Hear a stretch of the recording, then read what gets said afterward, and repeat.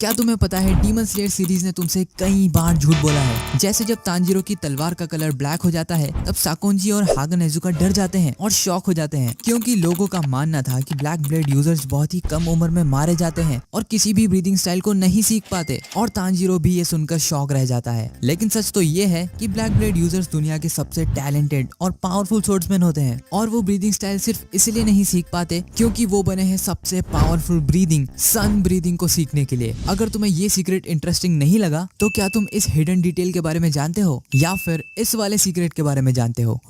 आज की इस वीडियो में मैं तुम्हें 21 ऐसी सीक्रेट्स बताने वाला हूँ जो कि डेफिनेटली तुम्हें नहीं पता होंगे। जैसे अगर तुम सीजन 2 की ओपनिंग को ध्यान से देखोगे तो तुम एक हिडन डिटेल नोटिस करोगे। यहाँ पर तांजीरो, जेनित्सु और इनोस्के के पीछे कई सारे लोग घूम रहे हैं, लेकिन सिर्फ इन 3 आंटीज का ही फेस ढंग से दिखाई दे रहा है। और इसके पीछे हिडन डिटेल ये है कि आगे सीरीज में तांजीरो, जेनित्सु और इनोस्के लड़की बनकर इन आंटीज के घर में ही जाते हैं। और अगर तुम इसी ओपनिंग को ध्यान से देखोगे तो तुम्हें कुछ कैरेक्टर्स का कैमियो भी दिखाई देगा। जैसे यहाँ पर इनोस्के जिस बंदे को गलती से पंच मार देता है, सीरीज में आगे इनोस्के फिर से उसी बंदे को पंच कर देता है। और जैसे ये वाला बंदा जिसका कैमियो सीरीज में आगे देखने को मिलेगा जब दाकी उसका हाथ काट देती है। ओके, तो तुम्हें ये तो पता ही होगा कि साबितो, जो कि गियू का बेस्ट फ्रेंड था, वो एक बहुत ही टैलेंटेड स्वॉर्ड्समैन था। लेकिन क्या हो अगर मैं तुम्हें कहूँ कि तांजीरो उससे भी ज्यादा टैलेंटेड है? हाँ, तुमने बिल्कुल सही सुना, क्योंकि सिर्फ 2 साल की ट्रेनिंग में ही तांजीरो साबितो से भी बेटर स्वॉर्ड्समैन बन गया था। अब ऑब्वियसली साबितो भी कोई छोटा मोटा डीमन स्लेयर नहीं था, क्योंकि वो बहुत कम एज में ही गियू से भी ज्यादा स्ट्रॉन्ग था। जिसका मतलब अगर आज भी वो जिंदा होता तो शायद वो एक हाशिरा होता, इनफैक्ट गियू से भी पावरफुल। लेकिन तब भी वो तांजीरो से पावरफुल नहीं होता, क्योंकि तांजीरो उन चुनिंदा लोगों में से एक है जो कि 2 ब्रीदिंग स्टाइल एक साथ परफॉर्म कर सकते हैं। ऊपर से तांजीरो को सबसे पावरफुल ब्रीदिंग स्टाइल भी आती है जो कि है सन ब्रीदिंग। ओके, तो तुम्हें ये तो पता ही होगा कि हाशिरा बनने के लिए तुम्हें 50 से ज्यादा डीमंस को मारना होगा या फिर किसी 12 किजुकी के मेंबर को मारना होगा। लेकिन क्या तुम्हें ये पता था कि रेनगोकू हाशिरा बना था लोवर मून 2 को मारकर, जिस फाइट के दौरान रेनगोकू के कानों को भी काफी डैमेज पहुंचता है और सीरीज में आगे उसे थोड़ा कम सुनाई देने लगता है।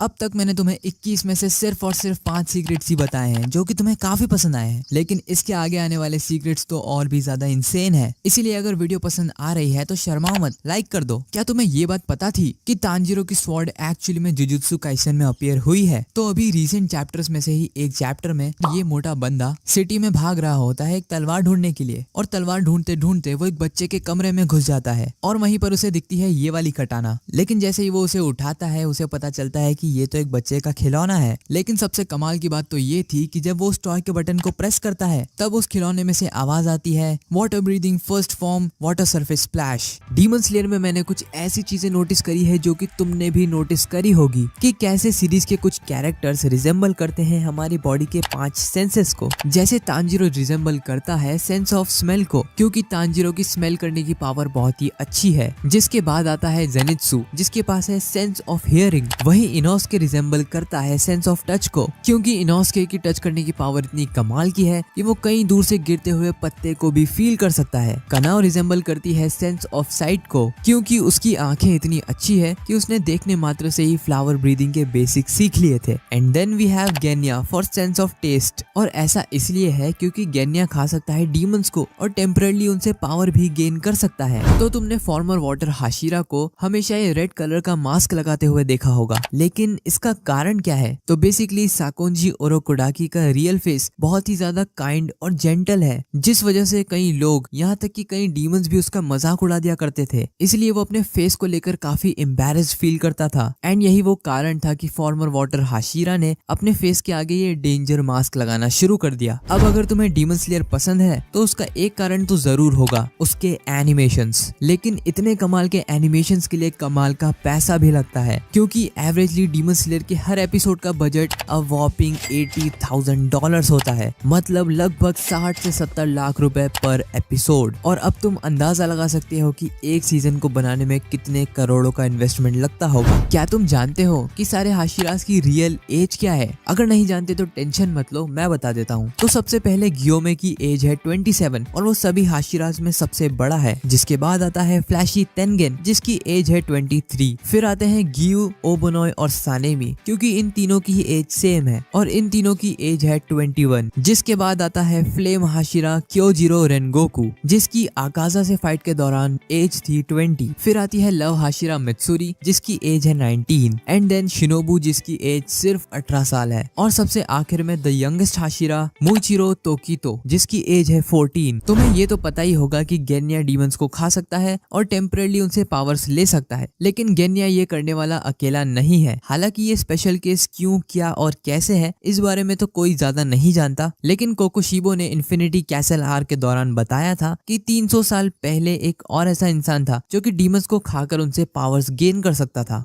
अगर अभी तक तुम्हें नहीं पता तो मैं बता देता हूँ कि ग्योमे एक्चुअली में अंधा है और वो कुछ भी देख नहीं सकता। लेकिन ऐसा आखिर हुआ क्यों? तो बेसिकली जब ग्योमे डीमन स्लेयर नहीं बना था और एक नॉर्मल लाइफ एंजॉय कर रहा था तब उसे एक बार बुखार आ जाता है, लेकिन ये वाला बुखार इतना ज्यादा बढ़ जाता है कि ग्योमे की आंखों की नसें ही पंक्चर हो जाती है और वो परमानेंटली अंधा हो जाता है। अगर तुमने ध्यान दिया हो तो पूरी डीमन स्लेयर सीरीज में सिर्फ ऐसे 2 ही कैरेक्टर्स हैं जो कि 2 निचिरन स्वॉर्ड्स यूज करते हैं और वो दोनों डीमन स्लेयर हैं तेनगेन उजुई और इनोस्के। और क्या तुम्हें ये बात पता थी कि मित्सुरी एक्चुअली में रेनगोकू की स्टूडेंट रह चुकी है? तो जब रेनगोकू हाशिरा नहीं बना था तब वो मित्सुरी को अपने अंडर ट्रेन करता था, लेकिन जब मित्सुरी फ्लेम ब्रीदिंग को ढंग से अडेप्ट नहीं कर पाती है तब वो इन्वेंट करती है अपनी खुद की ब्रीदिंग, लव ब्रीदिंग को। क्या तुमने कभी रॉक पेपर सीजर्स खेला है? खेला ही होगा और उसमें जीते भी होगे, लेकिन तुम कभी भी नेजुको से रॉक पेपर सीजर्स में नहीं जीत सकते क्योंकि डीमन स्लेयर के क्रिएटर ने यह बात क्लेम करी है कि Nezuko rock paper scissors game में हमेशा जीतती है। सिर्फ यही नहीं, डीमन स्लेयर के creator Koyoharu Gotouge Demon Slayer fans के लिए कुछ स्पेशल रिजल्ट्स भी अनाउंस कर चुके हैं कि अगर कभी सारे हाशिरास का आर्म रेसलिंग मैच होगा तो उसके रिजल्ट्स क्या होंगे। तो जैसा कि तुम देख ही सकते हो मैच में ग्योमे क्लियरली जीत जाएगा, जिसके बाद सेकंड पोजीशन होगी तेनगेन उजुई की, देन थर्ड होगा क्योजिरो रेनगोकू, फोर्थ होगा Sanemi, then Giyu, Mitsuri, Muichiro, Obanai and then finally the weakest Hashira Shinobu. और उन्होंने पोस्ट स्क्रिप्ट में ये भी लिखा है कि अगर तांजिरो भी इस मैच का पार्ट होता तो वो मुइचिरो और ओबोनोय के बीच में होता। नेक्स्ट वाला सीक्रेट काफी अजीब है, मेरा मतलब काफी ज्यादा ही अजीब है, क्योंकि मित्सुरी के बालों का कलर पिंक होने का कारण है साकुरा मोची। हाँ, साकुरा मोची, जो कि पिंक कलर की एक rice ball type sweet dish होती है और मित्सुरी ने वो इतनी ज्यादा खा ली कि उसके बालों का कलर ही पिंक हो गया। कहा था ना अजीब है। तो बेसिकली जिस टाइम पर डीमन स्लेयर की स्टोरी बेस्ड है यानी कि तांजिरो के टाइम पे, इस टाइम तक मुजान की 5 पत्नियां रह चुकी है। नहीं, मुजान को दूसरी शादी करने का कोई शौक नहीं है, बल्कि मुजान किसी रीजन से ही शादी करता है, जैसे मनी, पावर, सोसाइटी में रिस्पेक्ट जैसी चीजें। और जब उसका गोल कंप्लीट हो जाता है तो वो अपनी वाइफ्स को इतना ज्यादा मेंटली टॉर्चर करता है कि वो सभी सुसाइड कर लेती है। आई मीन ऑब्वियसली यार, वो मुजान है। तो तुम्हें ये तो पता ही होगा कि सभी डीमन स्लेयर्स को अपना एक मैसेंजर क्रो मिलता है, लेकिन क्या तुमने कभी इनोस्के के पास अपना क्रो देखा है? नहीं देखा होगा। और ऐसा इसीलिए है क्योंकि इनोस्के अपने क्रो को लिटरली 18 बार खाने की कोशिश कर चुका है। हाँ, तुमने बिल्कुल सही सुना,